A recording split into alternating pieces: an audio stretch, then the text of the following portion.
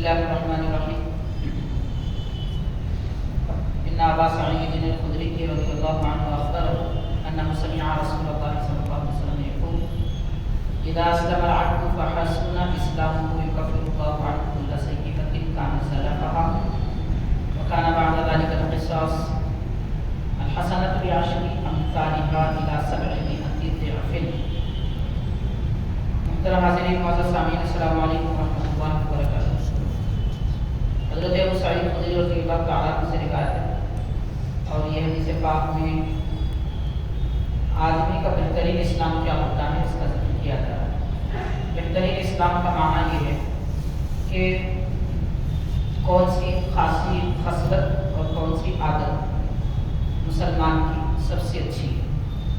اس کے متعلق آیا ہے کہ حضرت ابو سعید رضی اللہ عنہ فرماتے ہیں، میں نے نبی پاک صلی اللہ علیہ وسلم کو فرماتے سنا کہ جب کوئی بندہ اللہ تبارک و تعالیٰ کا بندہ مسلمان ہو جائے اور اس کا اسلام بہتر سے مراد یہ ہے کہ وہ دین اسلام کے احکام پر پورے طور پر عمل کرے، فرائض نہ چھوڑے، حرام سے بچے، واجبات ترک نہ کرے، مستحبات کی پابندی کرے، یہ سارے امور ہیں ان کی پابندی کرے تو اللہ تبارک و تعالیٰ اس کے سارے پچھلے گناہوں کا کفارہ بنا دیتا ہے۔ یعنی ایک مرتبہ کوئی اسلام قبول کر لے، اس کے پچھلے جتنے بھی گناہ ہیں، اب سب سے بڑا جو گناہ ہے وہ شرک ہے، کفر ہے۔ اللہ تبارک و تعالیٰ نے فرمایا ان اللہ لا یغفر، اللہ تبارک و تعالیٰ ان اللہ لا یغفر ان یشرک بہ، کہ اللہ تبارک و تعالیٰ نہیں بخشتا کہ کوئی بندہ اللہ کی ذات و صفات میں شرک کرے۔ تو شرک و کفر ایک ایسا گناہ ہے کہ اس کی وجہ سے کبھی بخشش نہیں ہوتی جب تک کہ کلمہ نہ پڑھے۔ اتنا بڑا گناہ، اتنی بڑی خطا بھی معاف ہو جاتی ہے، معاف اس طرح ہو جاتی ہے کہ پھر اس کی سزا نہیں ملتی، یعنی کفر کی سزا ہے، شرک کی سزا ہے۔ اور کفر شرک کے زمانے میں جتنے بھی گناہ کیے تھے، خواہ وہ قتل ہو، غارت گری ہو اور ڈاکہ زنی ہو، جتنے بھی گناہ ہیں وہ سب ایک کلمہ لا الہ الا اللہ محمد رسول اللہ صلی اللہ علیہ وسلم پڑھ لینے سے سب خطائیں غلطیاں معاف ہو گئی۔ تو یہ سب سے بہترین اسلام ہے۔ اللہ تبارک و تعالیٰ نے نبی پاک صلی اللہ علیہ وسلم کی زبان مبارک سے مسلمانوں کو اس کی فضیلت بیان فرمائی کہ اسلام کیا ہے، اور اس کے بعد فرمایا ایمان لانے کے بعد جو نیکی اس بندے کو ملے گی۔ حاضرین، یہاں پر دو طرح کے مسلمان ہیں۔ ایک تو یہ کہ وہ جو آبائی مسلمان ہیں، والد تھے، دادا تھے، فلاں تھے، جیسے ہم ہیں الحمدللہ، اور کچھ ایسے لوگ ہیں جو ہم اپنے زمانے میں دیکھتے ہیں ماشاءاللہ اللہ تعالیٰ انہیں توفیق دیتا ہے تو وہ اسلام قبول کر لیتے ہیں۔ حدیث پاک میں آتا ہے کہ جو پہلے سے مسلمان ہیں ان کو ایک نیکی پر ایک ہی ثواب ملتا ہے، اگرچہ کہ وہ ثواب کی نوعیت بڑھ کے 700 گنا تک ہوگی، 700 درجوں تک ہوگی، لیکن ایک نیکی کا ثواب ایک ہی ہوگا۔ اور جو کفر شرک چھوڑ کر اسلام میں داخل ہوا اور پورا مسلمان ہو گیا، زمانہ جاہلیت کے سارے امور ترک کر دیے، تو اسے ہر نیکی پر دگنا ثواب ہے۔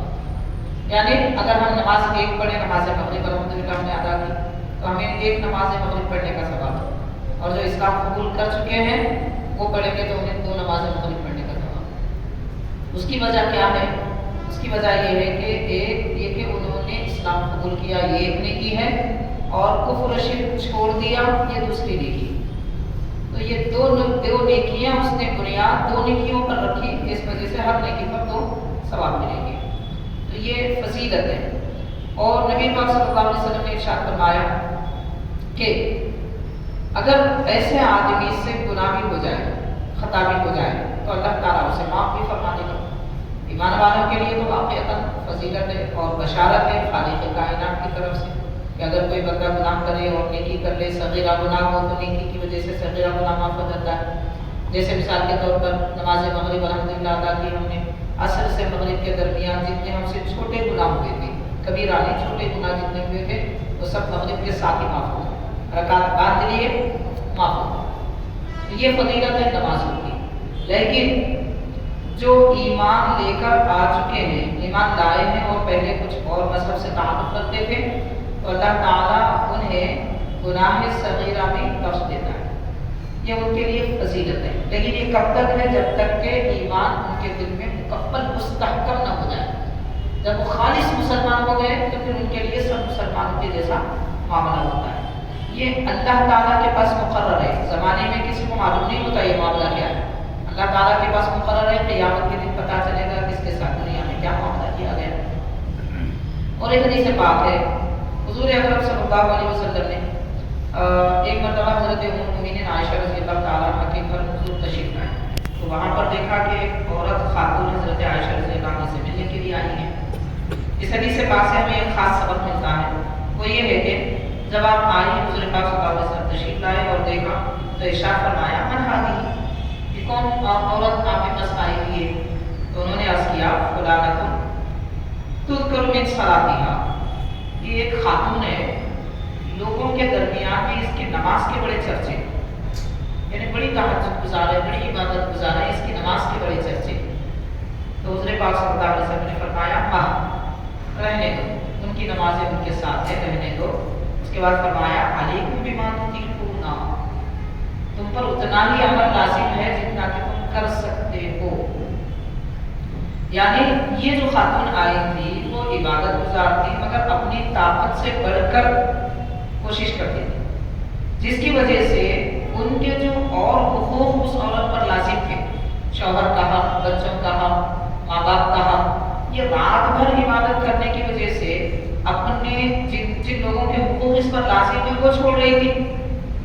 इसलिए हुज़ूर पाक सल्लल्लाहु अलैहि वसल्लम ने फरमाया कि रहने दो उनकी नमाजें, उनकी नमाजों की वजह से दूसरों के हुकूक खराब हो रहे हैं। ये नफल नमाजों के बारे में, फ़र्ज के बारे में नहीं है। फ़र्ज का जब वक्त आ जाता है तो वक्त आने से लेकर ख़त्म होने के दरमियान में कितनी भी कोई जिम्मेदारी क्यों ना हो उसे छोड़ना और फ़र्ज अदा करना लाजिम है। नवाफिल के बारे में ये कहा जा रहा है कि पहले पड़ोसियों के, माँ बाप के, औलाद के, शौहर के, और अगर शौहर है तो बीवी के हुकूक उस पर लाजिम आते हैं, पहले वो अदा करे और उसकी कोशिश करे, उसके बाद बाकी दूसरे कामों की कोशिश करे। तो इरशाद फरमाया हुज़ूर पाक सल्लल्लाहु अलैहि वसल्लम ने तुम जितना कर सकते हो उतना करो, खुदा की कसम, खुदा की कसम अल्लाह ताला नहीं थकता, तुम थक जाते हो। यानी तुम इबादत इतनी करो, कितनी भी कर लो तुम थक जाएंगे, मगर तुम्हें सवाब देने से अल्लाह ताला नहीं थकता। फरमाया ये जा रहा है, अल्लाह ताला इबादत नहीं करता थकने के लिए, सवाब देने से नहीं थकता। तो तुम थक जाओगे मगर अल्लाह ताला नहीं थकेगा। और उसके बाद फरमाया सबसे बेहतरीन महबूब अमल दीन का अल्लाह ताला के पास ये है कि कोई आदमी एक अमल शुरू करे तो उस पर पाबंदी करे। कितनी मिक़दार में पड़ता है ये नहीं देखा जाएगा, कितने दिनों तक, कितने ज़माने तक काम करता है ये देखा जाएगा। मिसाल के तौर पर मान लीजिए कि नमाज तहज्जुद, अगर कोई आदमी 2 रकात ही पढ़ता है, बस इधर जागा, वज़ू किया, नमाज पढ़ा, 10 मिनट में फिर सो गया, रोज़ाना अगर ये अमल करता है तो अल्लाह ताला को ये अमल पसंद है। उन लोगों की बनिस्बत जो खास तौर पर बड़ी रातों में, शब मेराज, कदर वगैरह में सिर्फ एक रात में रात भर इबादत करते हैं, तो इबादत का सवाब मिलेगा, इसमें कोई शक की बात नहीं। आम रातों में भी अगर उठकर कोई एक रात में सारी रात नमाज पढ़ लेता है, फिर अगली रात में सो जाता है, ये इस अमल से ज़्यादा अल्लाह को महबूब ये है कि अमल मुख्तसर हो मगर पाबंदी से, क्योंकि पाबंदी से जो काम किया जाता है उसका फ़ायदा बहुत होता है। मिसाल के तौर पर आप देख लीजिए कि अगर किसी नल से एक एक कतरा ज़मीन पर गिरता है तो कतरे में इतनी ताकत होती है कि महीने 2 महीने में ज़मीन में सुराख कर देता है, अपना निशान डाल देता है। एक पानी के खतरे में मुसलसल गिरने की वजह से इतनी ताकत है। फिर अगर मोमिन कोई एक मामूली सा अमल भी क्यों ना हो पाबंदी से करे, रोज़ाना एक आयत पढ़ ले बस कुरान शरीफ, 11 मरतबा दुरूद शरीफ पढ़े, 1000 बार रोज़ाना पढ़ने की अगर ताकत नहीं है तो कम से कम 11 पढ़े, मगर रोज़ाना पढ़े, फिर उसका जो फ़ायदा होता है वो हमारी ज़िंदगी, आखिरत, ख़बर, हशर, नशर हर जगह महसूस होता है। तो बहरहाल ये 2 हदीस पाक में अमल की बेहतरी और अमल की पाबंदी, इन दोनों चीज़ों की तरफ तवज्जो दिलाई गई। इन हदीस शरीफा को पढ़ने के बाद में हाज़रीन मैं खास तौर पर एक बात अर्ज़ करना चाहूँगा, ये दौर मोटिवेशन का दौर है। ہر آدمی آج کل وہ لوگوں کی ذہنیت بنانے کی فکر میں ایسی باتیں کرتے ہیں کہ لوگوں کے دل چھو لیتے ہیں۔ حاضرین، سب سے زیادہ دل اگر کسی قانون اور کوئی بات سے متاثر ہو سکتا ہے تو وہ ہمارے نبی رحمت للعالمین صلی اللہ علیہ وسلم کا کلام ہے۔ ساری نصیحتیں، ساری تعلیمات، ساری اچھائیاں، زمانہ سارا مل کر بھی، سب مل کر بھی جو بات ہزاروں کہہ سکتے ہیں، نبی پاک صلی اللہ علیہ وسلم ایک کلام میں وصف فرما دیتے ہیں، ایک ہی کلام میں وصف فرما دیتے ہیں۔ اب اس کو ہمیں سمجھنے کی صلاحیت بھی چاہیے، ایک دوسرا اس پہ غور کریں گے تو اللہ تعالیٰ اس کے راہیں بھی کھول دیتا ہے۔ بہرحال ہر اعتبار سے نصیحت ہمارے لیے قرآن پاک اور حدیث شریف ہمارے لیے کافی ہے۔ بزرگوں کی تعلیمات ہیں ماشاءاللہ، ان کے نقش قدم پر چلیں، ہمیں کسی اور کی طرف دلچائی نظر سے دیکھنے کی ضرورت نہیں ہے۔ اسلام میں سب کچھ ہے، سب کچھ ہے، بس دیکھنے، پڑھنے، جاننے کی ضرورت ہے۔ بہرحال یہ 2 حدیث پاک ہیں، اس پر ہم اختتام کرتے ہیں۔ مزید سوالات کو آپ ارشاد کرنا ہے انشاءاللہ، اس کی کوشش کی جائے گی جواب۔ بسم اللہ الرحمن الرحیم۔ ان کا سوال یہ ہے کہ خواب کیوں آتے ہیں؟ تو حاضرین، اس کے بارے میں خواب کے متعلق جو علم رکھنے والے حضرات ہیں ان کو کہتے ہیں معبرین، تعبیر کرنے والے۔ تو خواب کی تعبیر سب سے بہتر صحابہ کرام، حضور پاک صلی اللہ علیہ وسلم نے فرمایا، اللہ تعالیٰ نے مجھے حکم فرمایا کہ میں ابوبکر صدیق سے خواب کی تعبیر پوچھوں۔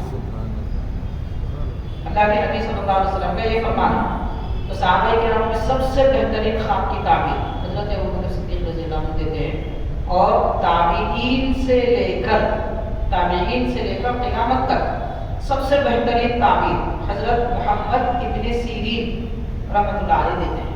آپ تابعین میں سے ہیں، محمد ابن سیرین رحمۃ اللہ علیہ۔ امام اعظم ابو حنیفہ رحمۃ اللہ علیہ جیسی شخصیت بھی اگر آپ کو کوئی خواب آتا تو ابن سیرین رحمۃ اللہ علیہ سے پوچھتے تھے۔ تو اب اندازہ کریں، تو بہرحال یہ بزرگ حضرات جو تعبیر کا علم رکھتے ہیں انہوں نے فرمایا کہ آدمی جب سو جاتا ہے تو اس کی روح سیر کرنے لگتی ہے۔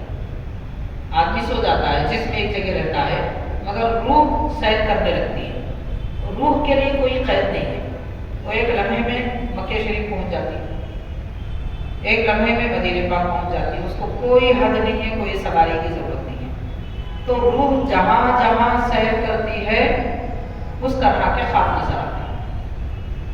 تو یہ ہے اصل خواب۔ اب یہ تو خواب کیوں آتے ہیں، اس کی وجہ یہ، اور ایک اہم بات یہ ہے کہ اللہ تعالیٰ نے جیسے انسان کی زندگی بنائی ویسے ہی اللہ نے نیند بھی بنائی، اللہ نے پیدا کیا، اور خواب بھی اللہ خالق اس کا ہے، خواب کا بھی خالق اللہ تعالیٰ ہے۔ تو اللہ تعالیٰ نے خواب بنایا، پیدا کیا اس لیے تاکہ آنے والی زندگی میں انسان کے کیا معاملے پیش آنے والے ہیں خواب کے ذریعے ان کو دکھا دیں۔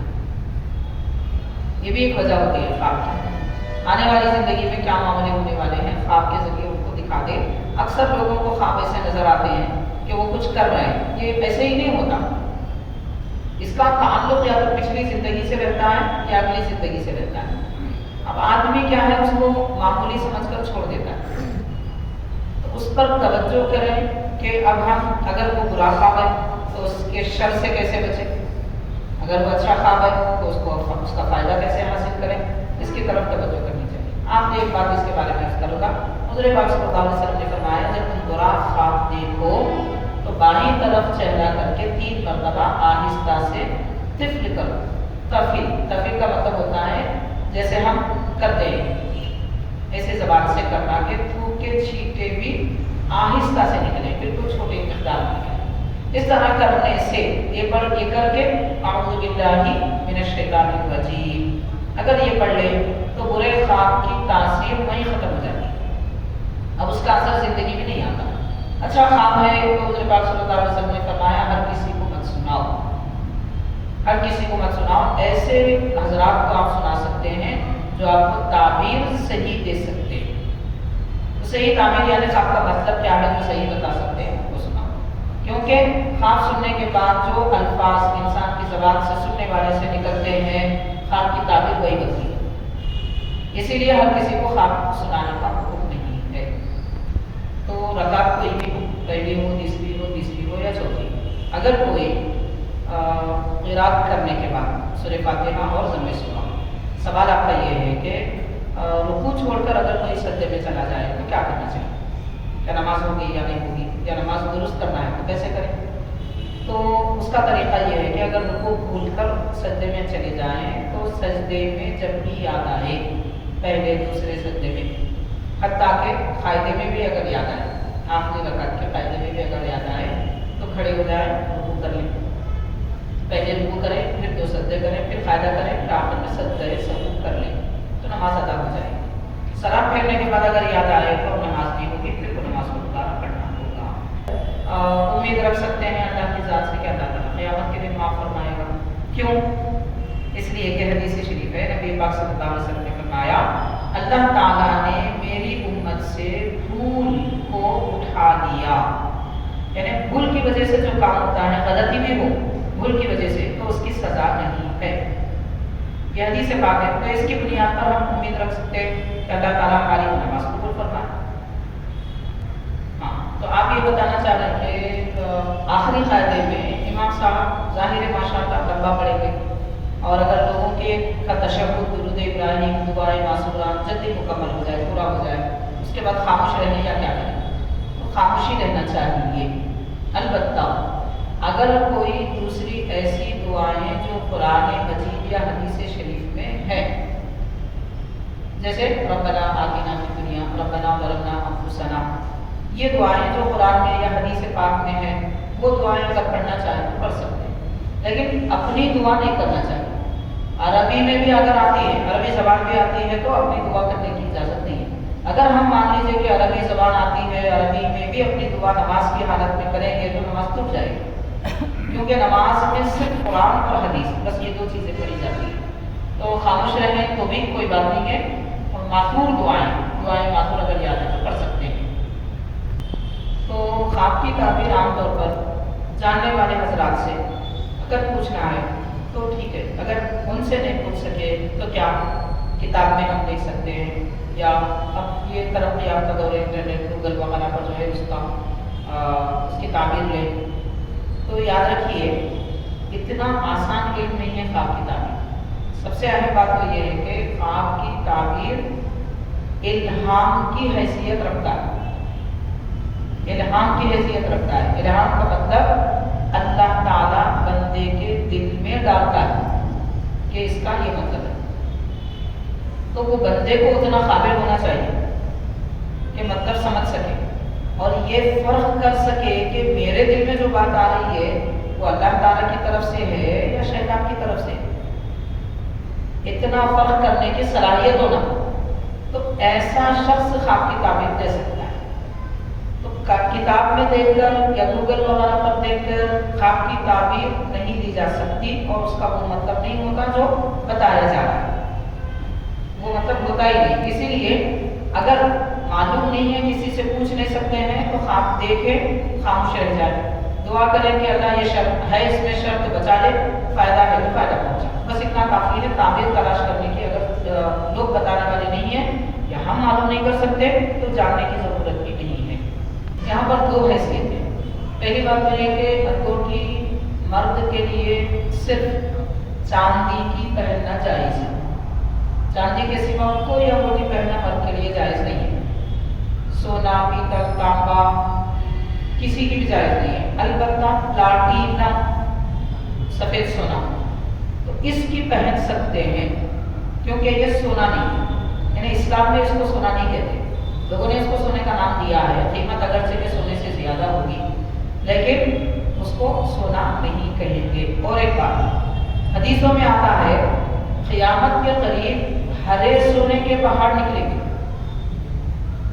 मुल्क अरब में क़यामत के करीब हरे सोने के पहाड़ निकलेंगे, तो उस वक्त हरा सोना जब आएगा तब वो भी पहन सकते हैं, इसलिए कि उसको सोना नहीं कहते। इस्लाम में जो सोना हराम मर्द के लिए कहा गया वो पीला सोना है, तो लिहाजा चांदी की अंगूठी पहन सकते हैं, उसके सिवा कोई और जायज़ नहीं है। और उसकी मिक़दार वज़न 3.5 ग्राम के करीब, 3.5 ग्राम, बस इससे ज़्यादा की मिक़दार में मर्द आदमी के लिए चांदी की अंगूठी पहनना जायज़ नहीं है, ये एक बात है। दूसरा ये कि उसमें जो पत्थर नग वगैरह लगाए जाते हैं, अगर कोई इस उम्मीद से पहनता है कि ये पत्थर पहनने की वजह से मैं मालदार हो जाएगा, मुसीबत दूर हो जाएगी, सेहत मिलेगी, तो ये बदअकीदगी, बुरा अकीदा है।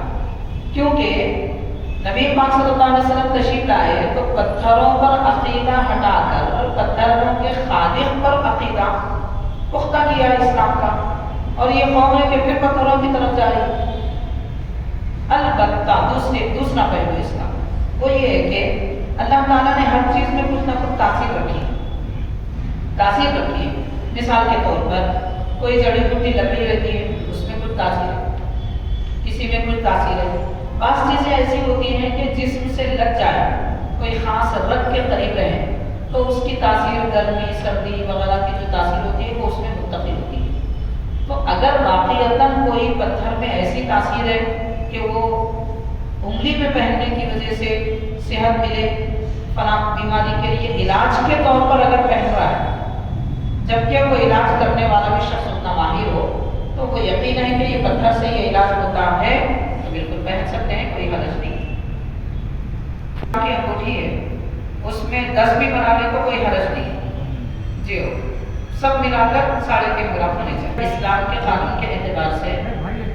तो मसला ये है कि नमाज जुमा में क़िरात जहरी बुलंद आवाज़ से क़िरात करना वाजिब बात है नमाज में से। वाजिब का मतलब ये होता है कि उसका अदा करना ज़रूरी है। अगर कोई अदा ना करे, बड़ी आवाज़ से ना पढ़े, तो उससे नमाज मुकम्मल नहीं होगी, नाक़िस होगी। सजदे सहू अगर कर लेते तो नमाज पूरी हो जाती, सजदे सहू नहीं किए इस वजह से नमाज भी नहीं हुई। लिहाजा वो जुमा की नमाज अदा किए थे, तो लोग जिनको मसला मालूम हो चुका है उन्हें चाहिए कि वो अपनी नमाज ज़ोहर का ही अदा कर लें। उसी वक्त अगर हम ज़ोहर पढ़ लेते तन्हा तो हमारी नमाज वक्त पर अदा हो जाती। बहरहाल वो नमाज सजदे सहू ना करने की वजह से नहीं अदा कर लीजिए, नमाज अदा हो जाएगी। वो जुमा तो नहीं हुई मगर ज़ोहर की नमाज क़ज़ा के तौर पर अदा होगी। ठीक है, आप बोल रहे हैं इस्तिखारा मतलब है खैर तलब करना, अच्छी चीज़ तलब करने को इस्तिखारा कहते हैं। दरअसल पहले ज़माने में क्या होता था, मुशरिकीन वगैरह उनको कोई काम करना होता तो वो लोग क्या करते थे, पानी में तीर डालते थे। तो कौन सा तीर, एक एक नीयत से डालते, ये करने के नीयत से, ये नहीं करने के नीयत से। तो जो तीर पानी में बह के आगे निकल जाता वो कर लेते। बाज़ लोग क्या करते थे, कबूतर उड़ाते थे और ये समझते थे कि अगर सीधे जाने कबूतर उड़ के सीधे जाने पड़ता तो वो काम करना है, अगर बाएं जाने गया तो नहीं करना है। इसको कहते हैं वहम। तो ये वहमों का ज़माना था, इसलिए नबी पाक सल्लल्लाहु अलैहि वसल्लम ने अपनी उम्मत को हुक्म फरमाया अगर तुम्हें कोई काम करना है कि ये करें या ना करें, जानना चाह रहे हैं कि हमें करने में फ़ायदा है या नहीं है, तो उसके लिए नमाज इशा के बाद सोने से पहले 2 रकात नमाज पढ़ें। इस नीयत से पढ़ें कि ए अल्लाह मैं मेरे इस काम के लिए खैर तलब कर रहा हूँ, तो मैं जो काम करना चाहता हूँ उसमें अगर खैर है तो मुझे उसकी खबर अता फरमा। तो ये इस्तिखारा 3 दिन किया जाए। 3 दिन के अंदर आदमी को ख्वाब में नजर आ जाता, इशारा मिल जाता कि ये काम कर सकते आप या नहीं कर सकते। ये 3 दिन में होता। अगर 3 दिन में ना हो तो 1 हफ्ते तक करें, उस दरमियान में किसी भी सूरत में इशारा मिल जाता। इसका नाम है इस्तिखारा और ये नमाज इस्तिखारा। मुअक्कदा फर्ज के बाद जो सुन्नत मुअक्कदा है उसको फौरन अदा करना जरूरी है। और हमारे जामे निज़ामिया के एक बड़े शायर गुजरे, हज़रत अबुल वफ़ा अब्बाली रहमतुल्लाह। अभी 2 दिन पहले हज़रत का यौम विसाल भी था, 13 रजब मुरज्जब। हज़रत अपनी किताब में फतावा शामी वगैरह और ख़दीम किताबों के हवाले से तहरीर फरमाते हैं कि अगर कोई नमाज फ़र्ज के बाद सुन्नत अदा करने में ताख़ीर करे तो उसकी सुन्नत ख़ज़ा होगी, सुन्नत भी ख़ज़ा होगी। मतलब क्या, मतलब ये है कि नमाज के बाद में, फ़र्ज के बाद में अल्लाहुम्मा अंतस्सलाम व मिनकस्सलाम तबारक रब्बना व तआला या ज़ल जलाली वल इकराम, नक़ल व आखिर दुरूद शरीफ। बस इससे बढ़कर अगर वक्त गुजर जाए तो वो सुन्नत का वक्त कट जाएगा। अब बाद में जब भी अदा करेंगे वो सुन्नत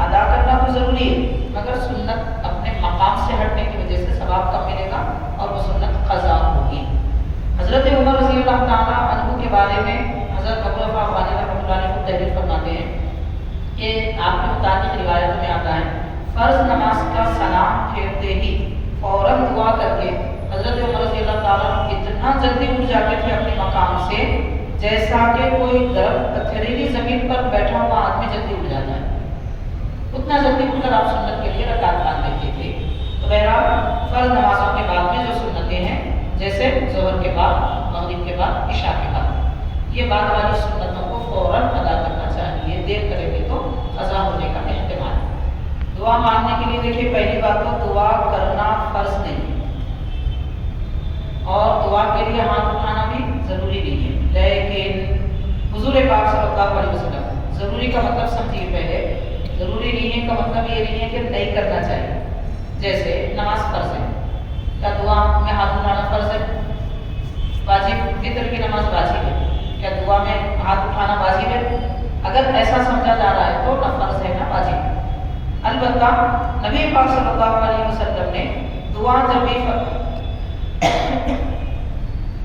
حضور نے فرمایا ہاتھ اٹھا کر دعا فرمایا، تو اس لیے پیارے نبی صلی اللہ علیہ وسلم کی سنت ادا کرنے کی خاطر دعا کے لیے ہاتھ اٹھانا چاہیے، خاص طور پر نمازوں کے بعد جو دعا کی جاتی ہے اس میں ہاتھ اٹھانا حضور پاک صلی اللہ علیہ وسلم سے ثابت ہے، تو اس لیے دعا کے وقت میں ہاتھ اٹھانا چاہیے۔ ہاتھ اٹھانے کا طریقہ کیا ہے؟ اس کے بارے میں علماء نے فرمایا کہ ہاتھ سینے کے مقابل ہوں اور دو ہاتھوں کے درمیان میں 4 انگلیوں کا فاصلہ، اس طریقے سے، اور ہاتھوں کا رخ آسمان کی طرف، اس طریقے سے دعا کرنا چاہیے، اور ہتھیلیاں نہ ملی ہوئی ہوں نہ زیادہ کھلی ہوئی ہوں، اپنی حالت میں اس طریقے سے دعا کرنے کا حکم ہے۔ ایسے ہی حضور پاک صلی اللہ علیہ وسلم دعا کرتے ہیں۔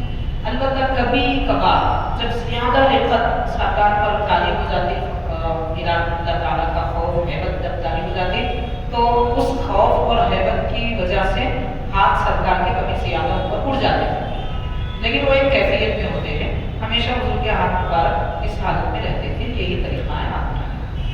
چونکہ باضابطہ یہ فقہی مسئلہ فقہی کتابوں میں لکھا ہوا ہے کہ مثال کے طور پر 3 رکعت ہو یا 4 رکعت والی نماز ہو، سنت مثال کے طور پر 2 رکعت میں اگر سورہ فلق اور ناس پڑھ لیں، اس کے بعد والی 2 رکعت میں کیا کریں؟ اگر سورہ بقرہ کی ابتدائی آیتیں یاد ہیں تو وہ پڑھ سکتے ہیں، بہتر ہے۔ اگر وہ یاد نہیں ہے تو جو سورہ یاد ہے، جو آیتیں یاد ہیں، پڑھ سکتے ہیں، اس سے نماز میں کراہت بھی نہیں ہوگی۔ کیوں؟ اس لیے کہ وہی حدیث پاک ہے، سرکار نے فرمایا رفع اللہ عن امتی النسیان، کہ اللہ نے میری امت سے بھول کو اٹھا لیا، یعنی بھول کی وجہ سے خطا نہیں ہوگی، سزا نہیں ملے گی۔ تو ایک بھول کی وجہ سے ہوا ہے، کوئی دوسرا اور راستہ نہیں ہے، تو اسی وجہ سے پہلی والی سورت خود پڑھ سکتے ہیں، اگر کہ سورہ اخلاص کی ہو، پہلے والی سورت اخلاص ہے فلق سے پہلے، وہ بھی پڑھ سکتے ہیں، اس سے پہلے والی سورتیں بھی پڑھ سکتے ہیں، نماز بلا کراہت جائز ہوگی۔ ناس کا بھی اعادہ کر سکتے ہیں یا پھر فلق ناس پڑھ سکتے ہیں باقی 2 رکعت میں۔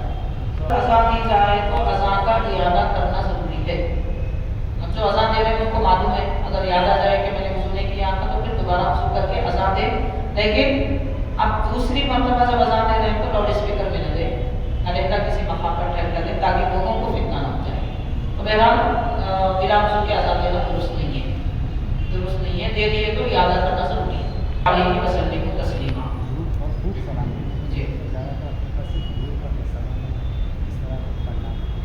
پہلی بات تو یہ ہے کہ دیکھیے درود اور سلام، درود میں خود سلام ہوتا ہے، جیسے اللہم صلی علی سیدنا محمد وعلی آلہ وصحبہ وبارک وسلم، تو یہ درود کے ساتھ سلام ہے، تو جتنا درود پڑھیں گے اتنا سلام ہوتا ہے۔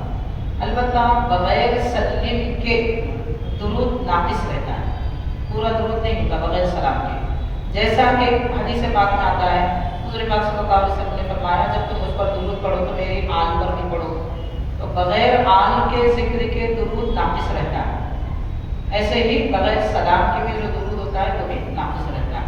اب یہاں خاص طور پر سلم تسلیما یہ تاکید کے ساتھ بیان کریں، درود کے لیے وہ خاص طور پر نہیں کہا گیا، اس کی وجہ یہ ہے کہ جیسے خود صحیح بخاری میں آتا ہے، صحابہ کرام سلام کیا ہے یہ جانتے تھے مگر درود کسے کہتے ہیں نہیں جانتے تھے، تو درود کیا ہے وہ ان کے لیے تحقیق ہو جائے، اس لیے وہاں پر تاکید دینا ہے، اور سلام تو ان کو معلوم ہے، اسی لیے کثرت سے زیادہ خوب سلام بھیجو یہ کہا گیا۔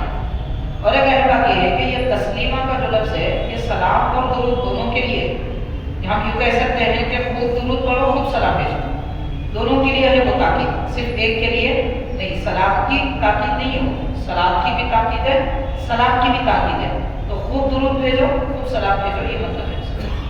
السلام علیکم یا رسول اللہ یہ کہہ سکتے ہیں، لیکن درود کے ساتھ سلام اور سلام کے ساتھ درود یہ بھیجنا مکمل ہے شبت کے لیے، وہاں پر درود شامل نہیں کر سکتے۔ السلام علیکم ایھا نبی پڑھ سکتے ہیں،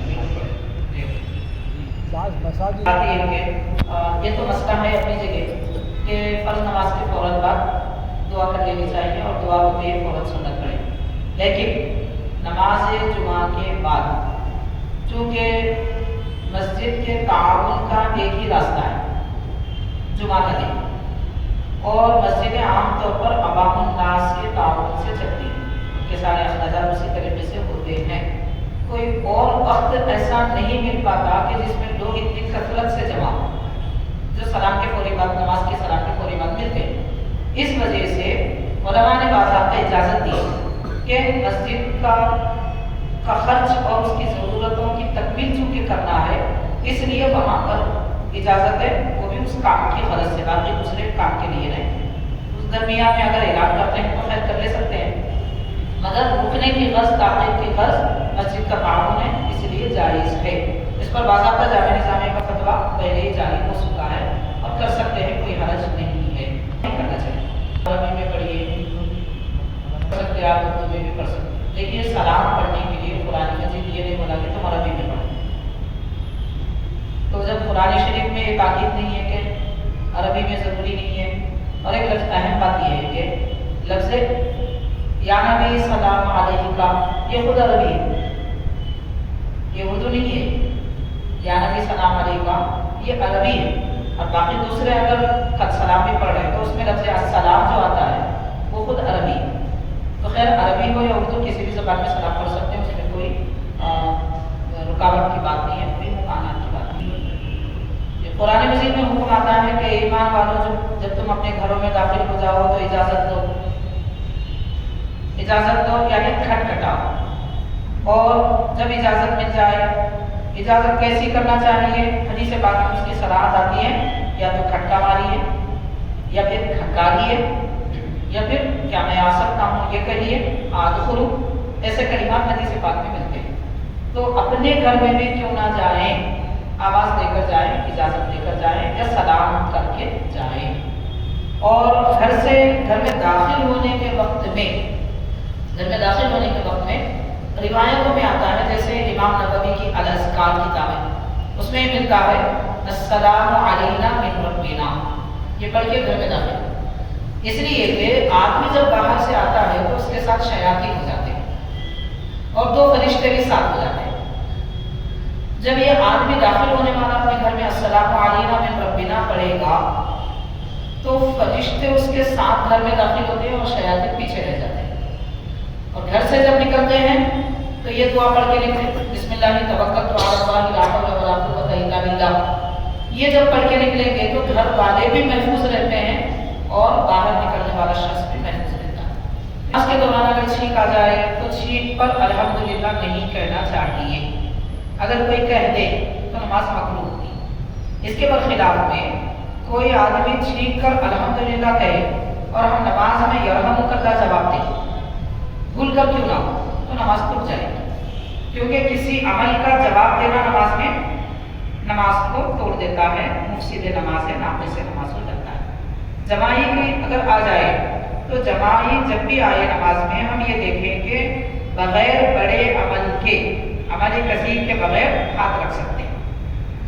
نماز میں اگر یا خارج نماز میں اگر جماعی آئے تو سب سے پہلا کام یہ کرنا ہے کہ یہ سوچنا ہے کہ اللہ کے انبیاء اور پیغمبروں کو جماعی نہیں آتی تھی، یہ سوچنا ہے۔ جیسے آپ یہ تصور کریں گے جماعی خود بخود رک جائے گی، تو سمجھنا چاہیے کہ ہم میں کمزوری ہے، یعنی اپنا تصور پختہ نہیں ہوا، تصور پختہ ہوا تو برابر رکتی ہے، شیطان دماغ پہ زیادہ اگر چھایا ہوا ہے تو نہیں رکے گی، ہو سکتا ہے، لیکن یہ بات حق ہے، حدیث پاک میں آتا ہے، سرکار نے ارشاد فرمایا جب جمائی آئے تو یہ تصور کرو کہ نبیوں کو جمائی نہیں آتی تھی، کیوں؟ اس لیے کہ جمائی شیطان کی طرف سے ہوتی ہے اور چھینک اللہ کی طرف سے ہوتی ہے، اس لیے چھینک سے صحت ملتی ہے، جمائی سے سستی آتی ہے، تو جمائی آئے تو پہلے یہ تصور کرنا۔ دوسرا کام یہ ہے کہ اگر نہ رکے تو ہونٹ کو دانتوں میں دبا لے، یہ دوسرا عمل ہے۔ اس پر بھی اگر نہ رکے تو تیسرا عمل ہے کہ اگر قیام میں کھڑے ہیں، قیام میں ہیں تو سیدھا ہاتھ رکھیں، رکوع سجدے میں ہے تو بایاں ہاتھ رکھیں، قاعدے میں اگر ہے تو بھی بایاں ہاتھ رکھیں، اس لیے کہ قیام میں ویسے جمائی آئے تو عام طور پر بایاں ہاتھ رکھنے کا حکم ہے، سیدھا ہاتھ رکھنے کی اجازت نہیں ہے، لیکن قیام میں چونکہ ہاتھ اوپر سیدھا رہتا ہے، بایاں ہاتھ رکھیں گے تو دونوں ہاتھ کھولنا پڑے گا، یہ عمل کثیر ہو جاتا ہے، یعنی ایسا کثیر عمل نہیں ہوتا جس سے نماز ٹوٹے، ہمارے کثیر وہ مراد نہیں ہے، زیادہ عمل ہو جاتا ہے، لیکن سیدھا ہاتھ رکھیں۔ قاعدے میں چونکہ ہم یہ سیدھا ہاتھ تشہد میں انگلی اٹھانے کے لیے استعمال کرتے ہیں، اس لیے اسے نہ اٹھائیں، بایاں ہاتھ استعمال کریں، یہ جمائی وغیرہ کے آداب میں سے ہے۔ باقی انشاءاللہ تعالیٰ اگلی نشست میں مزید سوالات لے کے اللہ تعالیٰ میں ان احادیث کو سمجھنے اور ان تعلیمات فقہیہ پر عمل کرنے کی توفیق عطا فرمائے۔ ربنا آتنا فی الدنیا حسنۃ وفی الآخرۃ حسنۃ وقنا عذاب النار۔ صلی اللہ تعالی وسلم علی خیر خلقہ سیدنا محمد وعلی آلہ واصحابہ اجمعین والحمد للہ رب العالمین۔